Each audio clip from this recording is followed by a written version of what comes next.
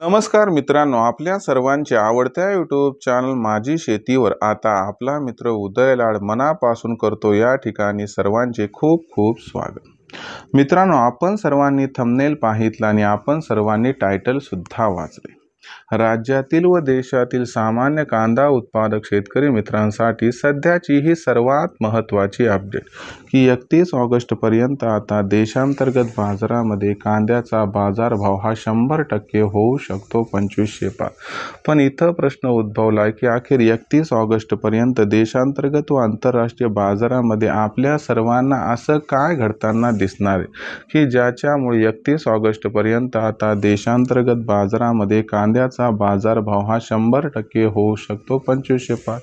याच महत्त्वाच्या प्रश्नाचं उत्तर आजच्या व्हिडिओत दिलं जाणार आहे, म्हणून व्हिडिओ शेवटपर्यंत पहा। जिथं आवडला तिथं लाईक करा, जास्तीत जास्त शेतकरी मित्रांपर्यंत पाठवण्यासाठी शेअर करा, जरूर चॅनलला सबस्क्राईब करून नोटिफिकेशन बेलला ऑल करा।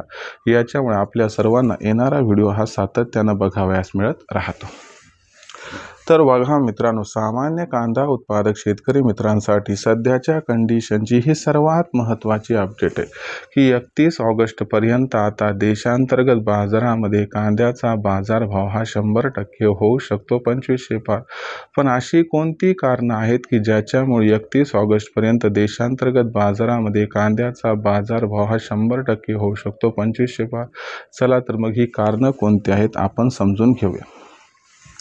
सगळ्यात महत्त्वाची गोष्ट म्हणजे सध्याच्या कंडिशनला देशांतर्गत बाजारामध्ये कांद्याची बाजारभाव पातळी ही 1400 ते 1500 रुपये प्रति क्विंटलच्या आसपास आहे। जर मागच्या 2-3 दिवसाचा विचार केला तर थोडीफार तेजी आपल्याला दिसत आहे, कारण या ठिकाणी उत्तर भारतामध्ये श्रावणसुद्धा या ठिकाणी संपल्यामुळे मागणी वाढली आणि दुसरीकडे बघायला गेलं तर चांगल्या गुणवत्तेचा जो कांदा आहे त्याचा शिल्लक साठा कमी आहे, यामुळे थोडा भाव वाढला। पण 31 ऑगस्टपर्यंत आणखीन काय काय घडणार आहे, त्याचा कशा पद्धतीनं परिणाम होऊन कांदा भाव 2500 पर्यंत पोहोचणार आहे समजावून सांगतो।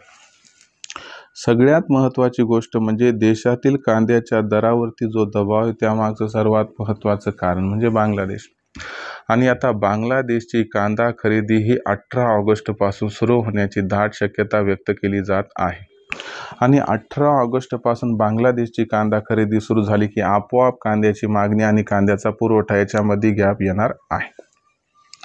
दुसरी महत्त्वाची गोष्ट म्हणजे आता मध्य भारत, पश्चिम भारत आणि दक्षिण भारत इथं श्रावण महिना पुढील 4-8 दिवसात संपणार आहे आणि त्याच्यामुळे सुद्धा आता आपल्याला इथून सुद्धा मागणी वाढताना दिसणार आहे। देशातील चांगल्या गुणवत्तेचा कांद्याचा शिल्लक साठा अत्यंत कमी झाला आहे, याचाही इम्पॅक्ट दिसणार आहे।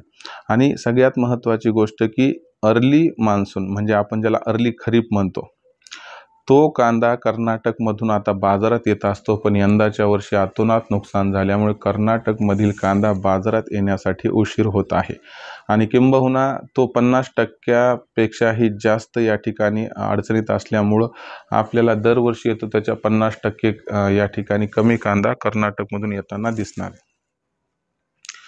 आणि सगळ्यात महत्त्वाची गोष्ट म्हणजे सगळं काही मागणी पुरवठ्यावरती चालते आणि मागणीपेक्षा पुरवठा हा कमी होत जाणार आहे तर दुसरीकडे मागणी वाढणार आहे। याच्यामुळं आपल्याला सुरुवातीला कांदा बाजारभाव हा 2000 पार होताना दिसेल आणि 31 ऑगस्टपर्यंत जर कांदा भाव देशातील बाजारात 2500 पर्यंत पोहोचला तर आश्चर्य वाटायला नको।